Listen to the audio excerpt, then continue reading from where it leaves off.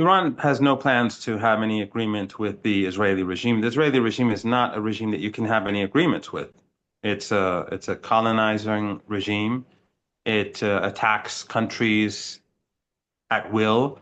We saw the devastating attacks on Syria, unprovoked, even though the Syrian regime is a puppet regime, which is controlled basically by the Americans. We see how the Americans are protective of Jolani and Al-Qaeda and ISIS forces in Syria, and many of them are from Central Asia and Asian, and that is clear for Iran and for everyone else where this regime stands. It is in the American camp, but still the Israelis bomb it unprovoked. They bomb Lebanon. They carry out genocide in Gaza. They are carrying out ethnic cleansing in the West Bank. They bomb Iran and they bomb Iraq. So this is not a regime that you can do deals with. The ceasefires, and again, with Lebanon constantly violated, even though the West is the guarantor. The ceasefire in Gaza, we saw what happened. So dealing with the Israeli regime is impossible.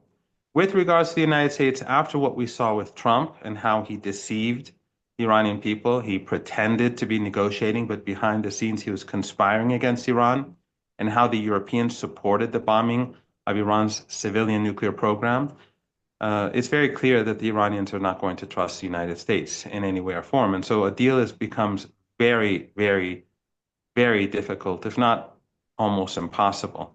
But of course, the Iranians don't want war. The Iranians have never started a war. The Iranians try not to escalate. They worked very hard not to have the war spread, even when the United States attacked. The Iranians struck back in a way in which the global markets would not be harmed, because Iran does not want to bring down the global economy. It's the United States that's reckless. It's the Israeli regime that's completely reckless. It's the Europeans that are increasingly reckless.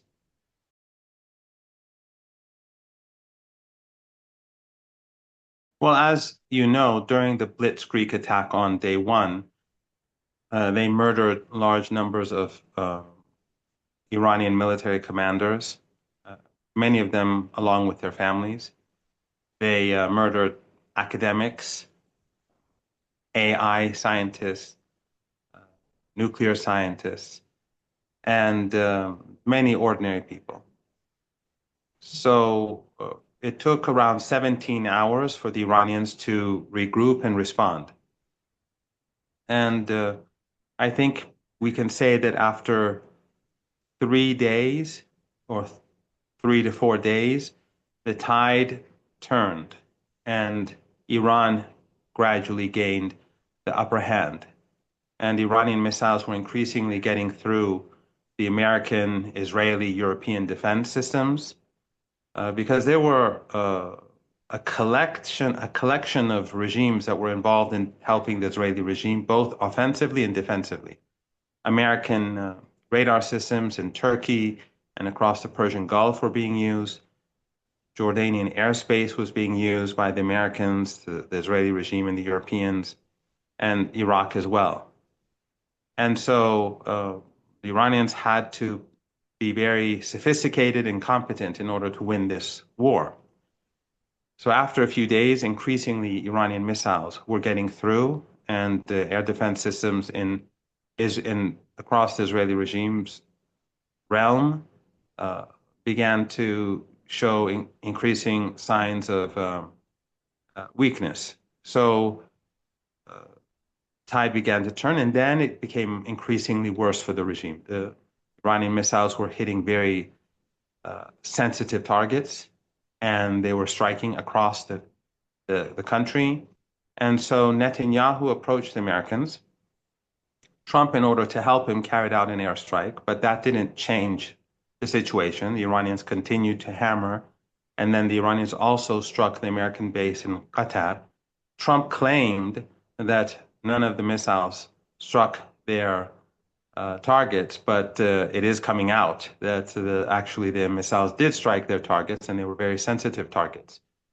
So increasingly things got worse. And Netanyahu, when he approached Trump, Trump approached neighboring countries of Iran to seek their help. The Iranians rejected a cessation of hostilities. So the Americans had to give concessions, and ultimately it reached a point where the Americans gave a number of concessions, which for the Iranians were deemed as sufficient. Iranian people feel that they have won this 12-day imposed war, despite the fact that the Israeli regime, with the support of the US and the entire West, carried out an unprovoked assault, slaughtering many innocent people.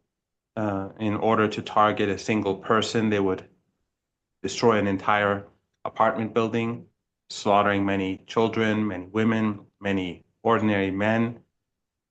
But in response, the Iranian missile force and drone force and air defense systems, they gradually gained the upper hand. And as we all know, during the last 3-4 days, the Israeli regime was seeking for a ceasefire or a halt in hostilities. And the Iranians rejected that when they were approached. Ultimately, Trump had to give certain conditions, certain concessions. And after those concessions were given, Iran didn't accept a ceasefire, but it accepted a halt in hostilities or a cessation of hostilities. And that's where things stand as we speak. So life is normal in Iran across the country.